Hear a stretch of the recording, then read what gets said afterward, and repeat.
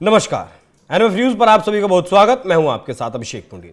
Lawrence Bishnoi, ये नाम पिछले 8 से 9 साल से लगातार जेल में बंद है, लेकिन इसके नाम का जो खौफ है, इसके नाम से जो धंधे चलते हैं, इसके नाम से जो धमकियां दी जाती हैं, इसके नाम पर जो हत्याएं की जा रही हैं, वो लगातार जारी है। वो उसमें सिद्धू मूसेवाला की हत्या 2022 में हो, या फिर दिल्ली में एक जिम ट्रेनर की हत्या की बात हो, अभी हाल फिलहाल में बाबा सिद्दीकी की हत्या की बात हो, या फिर सलमान खान के घर पर हमला करने की बात हो। फिलहाल मौजूदा वक्त में लॉरेंस बिश्नोई गुजरात की साबरमती जेल में बंद है। वैसे तो गुजरात में 16 जेलें हैं, लेकिन गुजरात की साबरमती जेल को सबसे हाईटेक जेल, देश की सबसे हाईटेक जेल माना जाता है।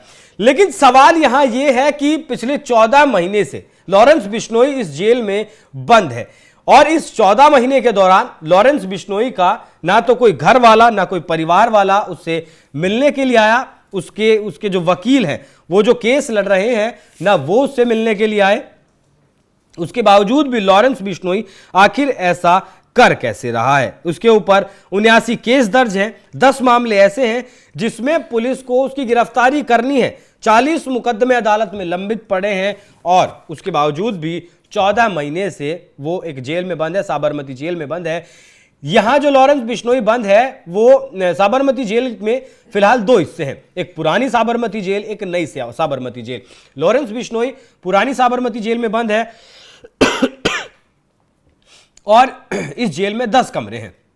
इन 10 कमरों में ज्यादातर खूंखार अपराधियों को, या फिर जिन्हें ज्यादा सुरक्षा की जरूरत होती है, हाई प्रोफाइल कैदियों को इस बिल्डिंग में रखा जाता है, पुरानी बिल्डिंग में। और 10 कमरे हैं, लेकिन इन 10 कमरों में से 9 कमरे खाली हैं, और सिर्फ 1 कमरे में लॉरेंस बिश्नोई रहता है।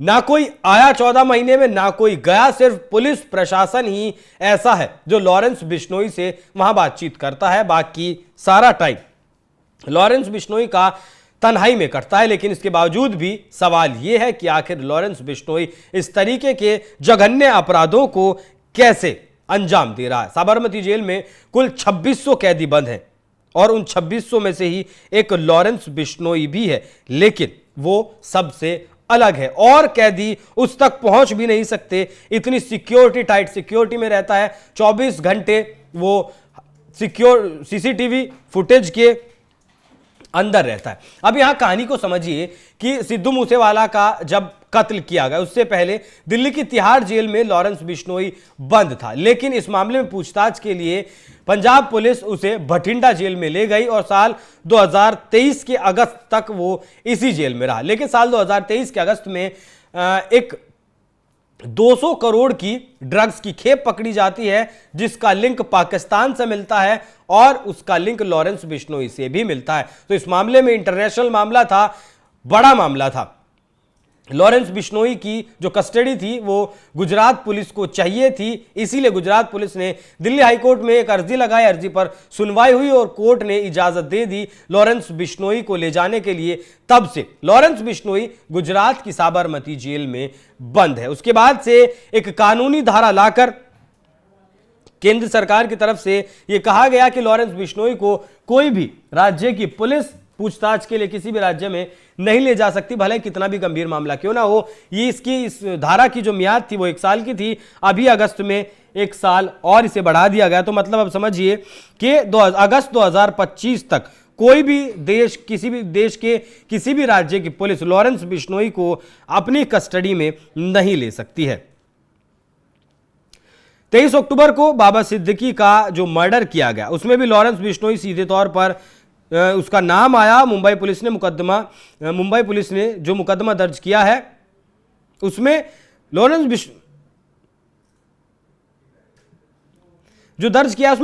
बिश्नोई का नाम नहीं। आगे चलकर जो एफआईआर दर्ज हो गया, मुकदमा दर्ज होगा, उसमें अगर उसका नाम आता है तो जो उसके ऊपर मुकदमे है उसकी संख्या